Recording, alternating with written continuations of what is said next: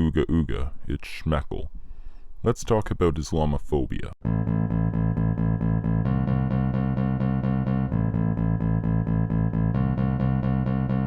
First off, I think it's important to make clear my stance on Islam. I hate Islam in the exact same way that I hate Christianity, Scientology, Buddhism, Hinduism, the Flat Earth Society, feminism, Nazism, and Black Lives Matter. That is to say, I don't hate each and every individual Muslim, Christian, Scientologist, Buddhist, Hindu, Flat Earther, feminist, or Black Lives Matter advocate. Pretty decided on the Nazis, though. What I hate are their ideologies, and even then only the parts that are just unbelievably, inherently wrong. When Black Lives Matter opines the killing of innocent black civilians, I agree with them entirely. When they defend proven killers and even reach the point of murdering police officers at random, I find myself disagreeing with them. When feminists were fighting for an equality that had been kept from them, of course they'd have had my support. When feminists claim that all men are rapists and that everything is sexist, well, it's up to those of us capable of thought to point out their foolishness. Likewise, I have no problem with those Muslims who really do believe in peace and kindness. My problem lies in the large number, by no means the majority, but still a fucking huge number compared to any other group, of them that will kill a gay man for being gay, that will force a child into marriage, and, oh yeah, that will fucking blow shit up. Great, now this thing needs another fucking preface. Here goes.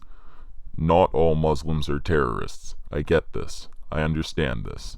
And a lot of people are very keen to point out all of the many non-Muslim terrorists, the people who bomb abortion clinics or shoot up churches or schools and such.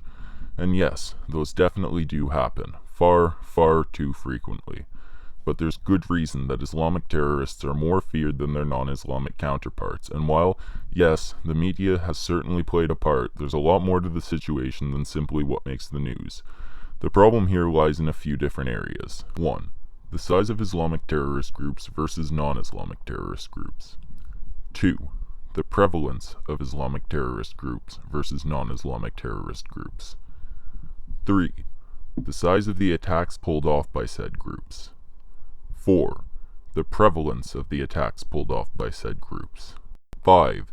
The variety of people targeted by said groups. And 6. The power and reach of said groups. As far as the size of the groups go, Islamic groups are well ahead of the non-Islamic.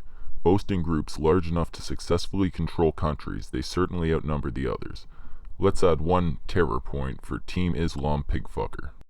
As far as the prevalence of each side goes, it's very clear that Islamic terrorist groups outnumber the rest.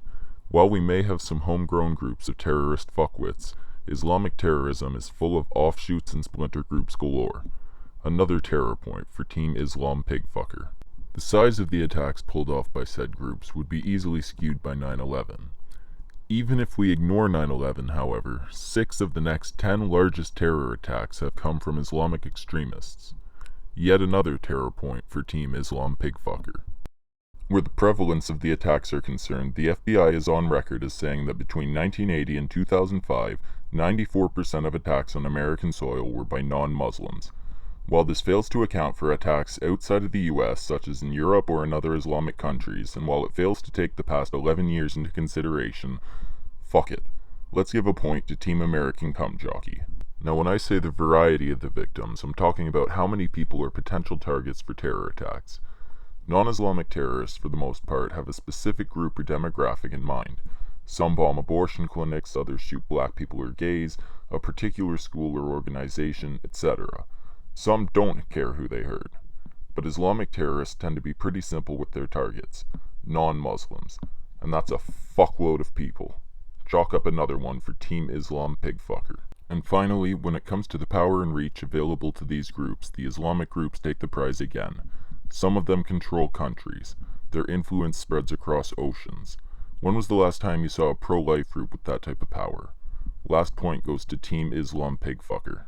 And of course, Team American Cum Jockey suffers an embarrassing loss. No virgins for you, losers. Which leads into the meat of the discussion, Islamophobia. There are a few possible meanings for this word. First, if we look at the roots of the word, we get Islam and phobia, meaning a fear of Islam or of Muslims.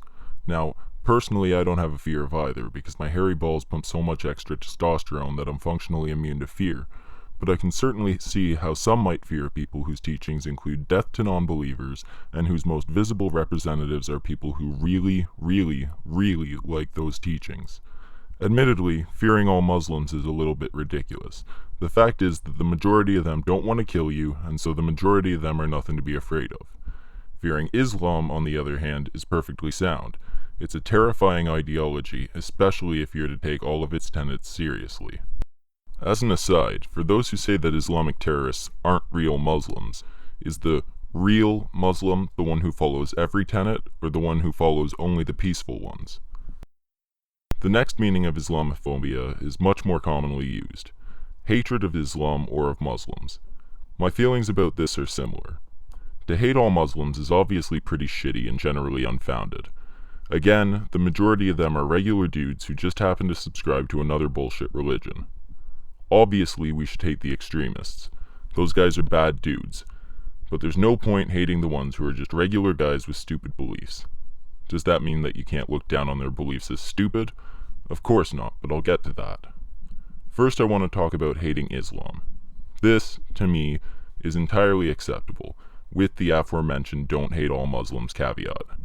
Islam is, as I mentioned, a terrifying ideology, but even without that, it's an untrue ideology, which to me is reason enough to hate it. The final meaning of Islamophobia is the one that's naturally popular among the SJW crowd: saying anything negative about Islam or anything negative to a Muslim.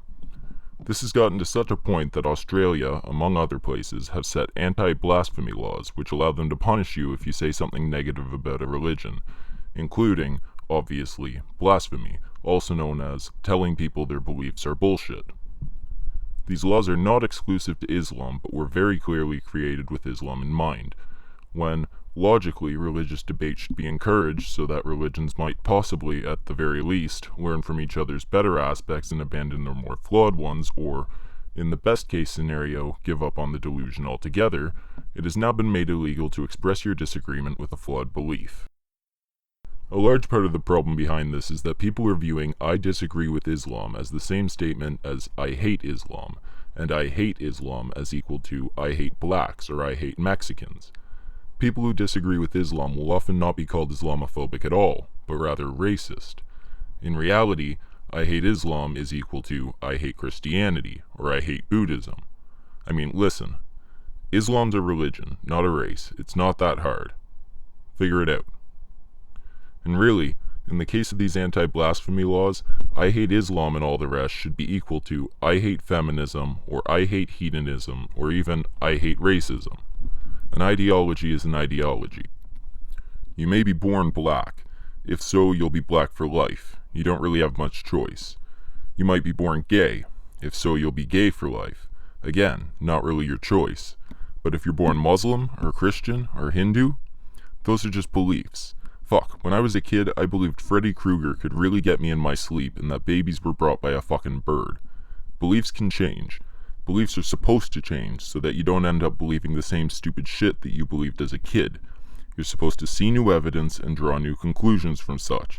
So yes, fucking right, you should be able to look down upon, disagree with, or even mock the beliefs of Muslims just like any other fucking ideology. If you believe stupid shit, you'll be viewed as stupid. And again, I'm not saying that you should go out and mercilessly mock every Muslim or religious person that you meet. That still just makes you a dickhead. I'm just saying that there shouldn't be protection given to somebody's beliefs, especially if they just aren't correct.